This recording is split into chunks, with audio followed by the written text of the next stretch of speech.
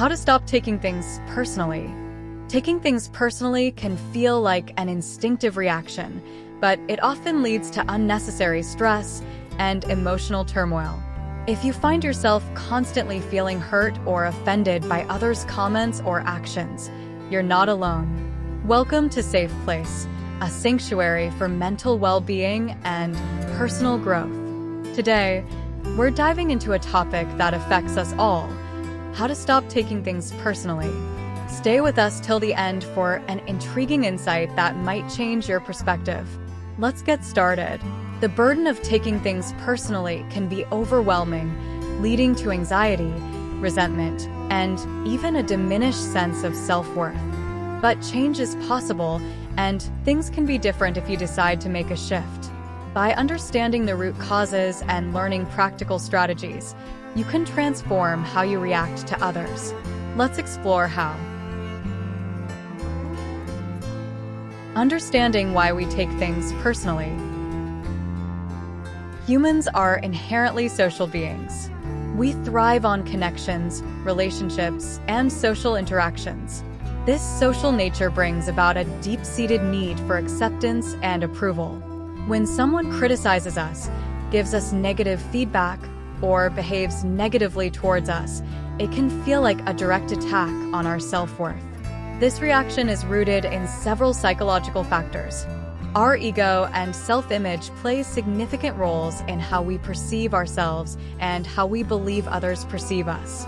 When someone says something negative, it can threaten our self-image, making us feel vulnerable and defensive. Our past experiences shape our reactions. If we've faced criticism or rejection in the past, we're more likely to react strongly to similar situations in the present. Everyone has insecurities, and these can be triggered by external comments or actions. When someone touches on an insecurity, we tend to take it personally because it confirms our own fears and doubts. Recognize it's not about you. One of the most liberating realizations is understanding that most people's actions and words are reflections of their own inner world. Their behaviors are influenced by their own experiences, emotions, and struggles. People often project their own issues onto others. If someone is feeling insecure or unhappy, they might lash out or criticize others to cope with their own feelings. Try to see things from the other person's perspective. What might they be going through that led them to act this way? Developing empathy can help you detach from taking things personally. When you notice yourself taking something personally, remind yourself that it's not necessarily about you. Shift your perspective. Instead of seeing criticism as a personal affront, view it as an opportunity to learn and grow. This shift in perspective can be incredibly empowering.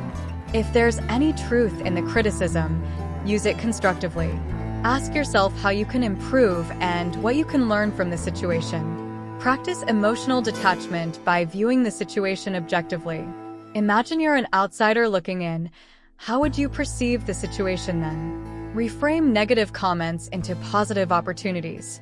For example, if someone says you're too sensitive, you could see it as a strength in being empathetic and caring. Strengthen your self-esteem.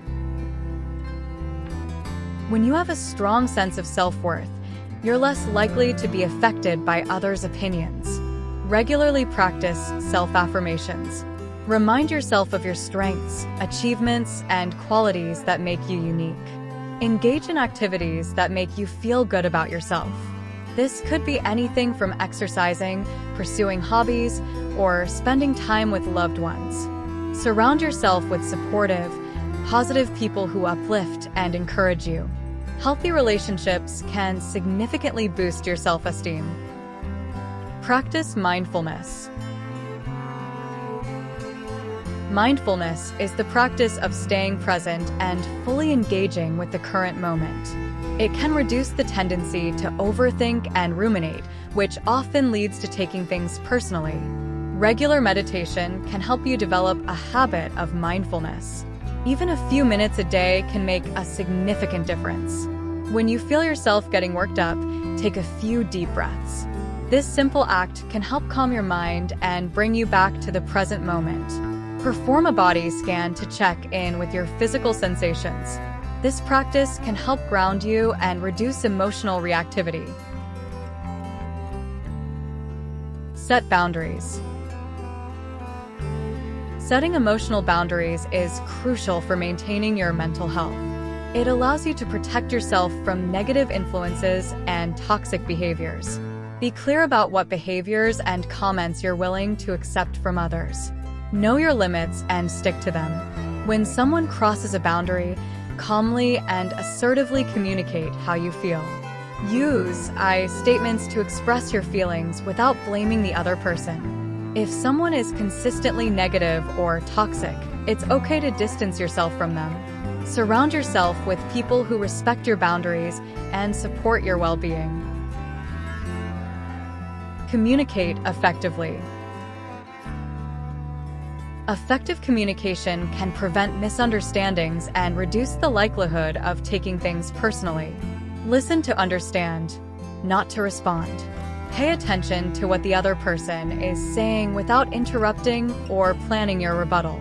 If you're unsure about someone's intentions, ask for clarification.